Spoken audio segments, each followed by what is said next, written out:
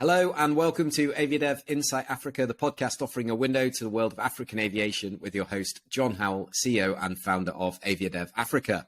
Today, we have an exclusive interview with a long-standing friend of AviaDev and a former guest on the podcast. We're coming together as the airline in question is spreading its wings further outside of its home market with a really exciting new route. The airline in question is FlySafair, a low-cost airline based in South Africa. And the individual in question is Kirby Gordon, the Chief Marketing Officer of the airline. Just this week, bookings were opened for a new flight to Zanzibar. So our aim today with the podcast is to understand why now is the right time for that particular route, what else is on the radar for FlySafair in the region, and how the fleet and market is developing in the Southern African region, which has seen a lot of fluctuation over the last few years. So Kirby, welcome back to the podcast. Thanks, John. Great to be here. Perfect. So we spoke on episode 193. I was doing my homework and listening back to it. And that was January last year. And that was just when you were launching Mauritius, which was your first route outside of South Africa. So tell us a little bit about why now is the right time for Zanzibar and what the experience of launching the Mauritius route has taught you that you can take forward into the Zanzibar operation. Yeah, I mean, look, launching the Mauritius route was an adventure of note. It was a number of false starts because we actually received those rights just before the COVID pandemic and then looked to launch it in the December beforehand. And then we were hit by Omicron. So that was then again delayed the launch. And it was sort of the third attempt when we were speaking last that we actually managed to get Mauritius right. But finally it did happen and it's been wonderful. And actually, you know, a little subtext to that is along with this announcement, now we've actually increased our frequencies to Mauritius too. We were doing 2 weekly flights and we've now upped that to 3, which is very exciting for us as well. But obviously the route in question at the moment, as you say, is this departure to Zanzibar, which is another favorite destination, island destination for South Africans. It's, you know, much like Mauritius, it's a great kind of hop and a skip away without it being too arduous or too lengthy a flight. And it's sort of high season now as we enter into the Easter period where folks are looking for that opportunity to get away and go, explore the island. And hopefully that'll then continue into the middle of the year, which is obviously our winter down here, but still stays nice and warm out near the equator. And of course, there's also a fairly significant school holiday period for South Africans. So generally speaking, a fairly high season for this sort of travel. Yeah, great. So we'll come to kind of the traveler mix in a second, but I'm interested to know from a frequency perspective, because I think, you know, you're dipping your toe in the water really with once a week. So what's the thinking behind this? Because it isn't actually, like you say, you have actually operated this flight on a charter basis in the past. Yeah, so we've had the foresight of being able to operate this flight on a charter basis in the past for a client of ours who is still very much an active partner in actually sales and distribution for this particular flight. And so we've got a bit of a sense on some of the historical kind of requirement and demand on this particular route. And so the view at this stage is of the 3 frequencies that we've been awarded, to start off a little bit lightly and do a single frequency, a single weekly departure, which sort of leaves space for a nice 7-day package visit. And then what we'll probably do is look to increase that with a second one, much like what we ended up with Mauritius, probably on a similar sort of structure, similar sort of spacing between them, most likely in the sort of June, July period around those school holidays I mentioned. And if that's successful and seems to be doing well, then we'll continue with that. No, perfect. And from the traveler profile, you kind of touched on it, but is it 100% leisure traffic or is there some business traffic here? You know, what is the mix? I'm assuming most of it is sort of that leisure side that you focused on. Yeah, absolutely. Look, I mean, there'll always be a bit of a mix, right, in terms of whoever's going, but I think this is going to be largely, or certainly our expectation is that this is largely going to be leisure holiday travel. And even specifically on that basis, you know, Zanzibar, much like Mauritius for South Africa, is largely a package holiday destination. So it's still something that is quite actively sought out by wholesalers and packaged in that regard. So, you know, inevitably one does see the development and the kind of progression of a little bit of the FIT type of travel coming out of it. But certainly as a theme, largely leisure-based. Yeah, makes sense. And it's a little bit different to obviously your traditional base when you've been serving South Africa. You know, you do a lot, you obviously have a real mix of traveler profile within South Africa, and you do a lot for the business community and people visiting friends and relatives. So is this kind of it's a new strategy because you had the sort of the holiday products as well, right? Yeah, so I mean, we've always had, I mean, you're absolutely right. The stuff that we do domestically is obviously a strong mix of what's going on within the local basis. It's that commuter stuff, it's that business stuff, it's that small and medium enterprise stuff, along with the sort of leisure things. But certainly Mauritius has taught us quite a lot of lessons around this sort of very leisure-oriented, very holiday-oriented type of traffic. And our expectation is that this will really fit into that mix. So it does require a bit of a different approach. I mean, naturally, we see the differences in terms of the fact that you're likely to see slightly larger groups traveling, certainly more families. Obviously, as I say, the distribution network is a little bit different. You're looking at a lot of leaning heavily on your partnerships with wholesalers and tour package operators rather than direct relationships with the end customer per se. And by the same token, you're obviously also seeing longer leads, generally speaking, on the bookings. We're quite used to very short leads on the domestic stuff, whereas this, you get a pretty good sense a little further out of what your loads are likely to look like. Yeah, that's really interesting, and that is just that it's a different market, like you say. So it's really exciting. We'll come to sort of the other destinations and things that you're considering, but let's focus in a little bit on the fleet side, because we've talked about this a little bit over the last couple of times we've had a conversation on the podcast. Obviously, Safair being a 737 operator, and I've seen in the press release that there's more aircraft coming to the fleet. I did actually see some news about an hour ago. Somebody broke within my network, but it'd be great to hear it from the horse's mouth, so to say. So I'm guessing you want to stick with the 737 profile. Tell us, where are you at with the fleet? What are the plans for expansion? Yeah, absolutely. Look, 737 all the way. We really are trying to stick close to that low-cost model.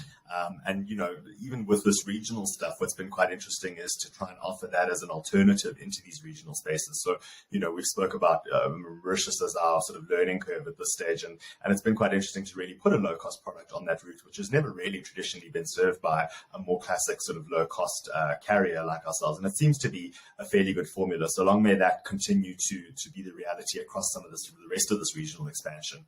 But yep, the fleet is ever growing. On Friday, actually, this week, and we are speaking today on the 15th of March, but on Friday this week, we're very excited. We're going to be breaking a little record internally. We'll be operating 150 flights in a single day, which is pretty exciting. Yeah, with the introduction now of the latest aircraft into operations. And there are still a few more to come this year, so we're still confirming, but certainly it looks to be about another 3 before the year is done. And that'll take us up over 32 aircraft in the fleet. That's incredible. And how is the South African market since we spoke last, which I think was during the ARSA event 6 months ago or so? But, we were really trying to understand, is it going to settle down? Because you'd had this sort of boom and bust, and there was this huge recovery, and it was this balance of putting enough capacity in, but not so much that the balloon's going to kind of lose a bit of air, and then you've got overcapacity. So is it broadly in line with what you expect? What's the kind of trends in terms of the market? It's pretty stable at the moment? Yeah, it is broadly in line with what we expect, John. I think, the various carriers are bringing on additional capacity into the market at this stage, and that is certainly seeking to stabilize things. We're seeing a little bit of more of a normalization on prices. February, which is traditionally a fairly low period, was, I think, lower again, and we were seeing much more affordable fares on the market. Obviously great for consumers, not necessarily as good for airlines as it would be. But things are definitely following the kind of trajectory that we expected them to do.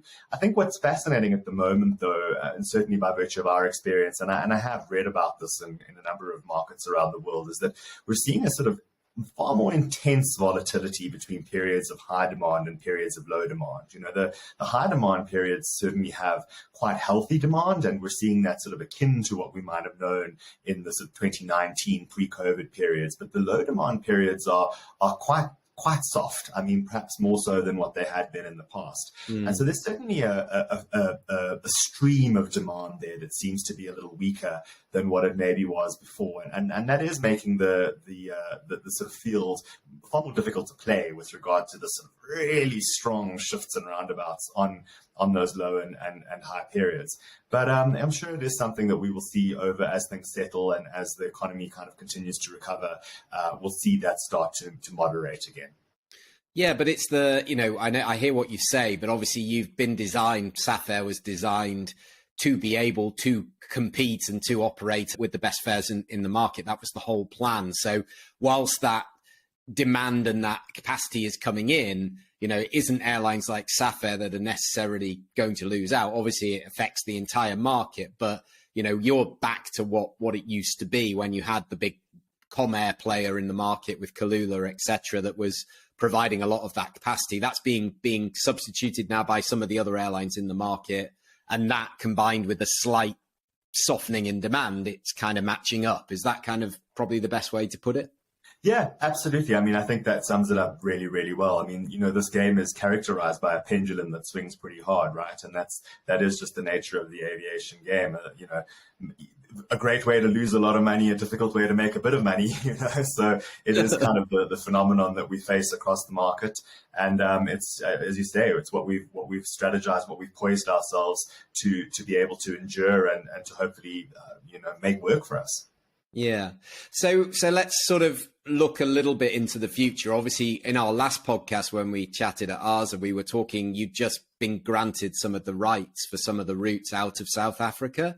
So any sort of ideas as to where we can expect Safair to kind of be looking at next? Because, of course, you've got Mauritius, you've got Zanzibar, so very much leisure destinations that are on that radar. But a lot of the routes you were granted were also big commuter VFR type markets. So, anything on the radar, or is it all under wraps at the moment?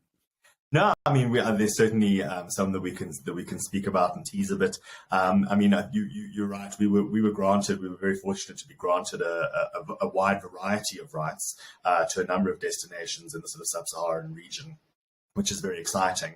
Effectively, we've done a pretty robust analysis on which we think are the ones that we want to address first. And there are a number of factors that we're weighing into that. Obviously, there's a kind of a view on what the demand is likely to be on those spaces vis-a-vis what the competitive landscape looks like there, what the historical demand has been like on those routes. And obviously then trying to rationalize that by virtue of the fact that we operate just one type, to ensure that, we're not over-serving a particular market and making it unsustainable. So those are big considerations that we've had in the bigger scheme of things.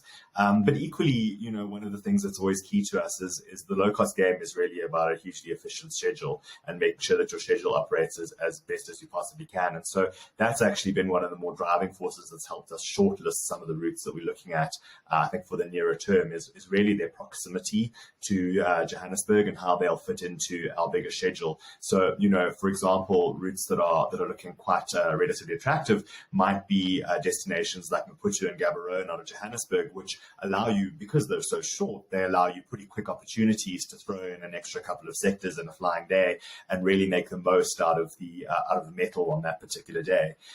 And then equally, routes that would match the kinds of lengths that we're used to doing at Johannesburg, Cape Town, or a Cape Town, Durban, sort of being about a 2-hour duration.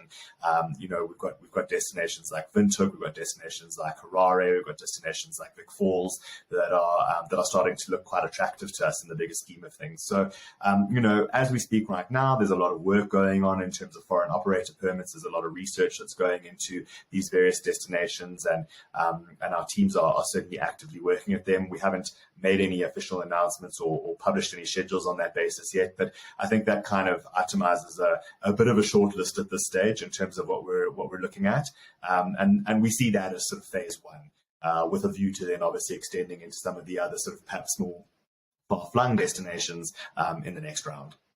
Yeah, no, I think that's very fair. And, it's like looking at a radius from Joburg or from Cape Town or whatever it may be. And the things that are dictating it are sector length and obviously demand because of the size of the aircraft that you've got. There are other airlines operating in the market with smaller aircraft, smaller gauge aircraft that can obviously still operate profitably on longer sectors or on slightly softer demand sectors, whereas you need a solid base with your 737-800s, of course. I totally understand that. So obviously we're looking forward to having you and the team with us at AviaDev in June in Nairobi. There are going to be some airport authorities that their ears have pricked up because suddenly they've heard that their names may be mentioned there in the potentials. But in terms of what you're looking for from those airports that come, and obviously those ones are a little bit further flung as well, Are you seeing an improvement in them being proactive and actually offering something to you? And what is it that you're looking for from an airport partner? Because you're identifying these routes, but ultimately the deciding factor could be what the airport company may offer you as an incentive. Yeah, absolutely, John. I mean, I think the reality is that perhaps we're in a fortunate position, whereas in some of these environments, we're coming off of a fairly low base because these routes have been relatively underserved out of South Africa with direct flights. I mean, the example, on the table being Zanzibar, there was no direct flight to Zanzibar from South Africa for quite a long period of time now. So, having had that opportunity there and that connectivity and access to a direct market is quite key. And even where there are connectivities already existing, perhaps the supply isn't thick enough to really meet the needs and the demands of the particular economies and areas in which they're serving. So we are seeing some great engagement from the airports on that front. And obviously, we do look toward those sorts of incentives and good commercial deals that make sense. Obviously, what we're aiming for here is sustainability and to be able to operate a route that makes sense in our bigger network. We've always said, we're not here for a haircut. We are a business that has shareholders and that needs to actually prove value at the end of the day. And obviously, the trade-off that we would be making in our worlds the entire time is to say, well, effectively, Johannesburg, Cape Town is one of the busiest routes in the world, right? So do we deploy the metal on Joburg, Cape Town, or do we deploy the metal on Johannesburg, Harare, for example? And therein lies the fix. And if we can really make that work to Harare, we need it to be able to compete with what our alternative options are at this stage. And so I think we are getting some great engagement from those parties on that front. And of course, the other thing that's incredibly important to us is, we've always prided ourselves on being one of the most on-time airlines in the world. And we have very high and exacting standards in terms of our own performance, but also the level of service that we offer our customers.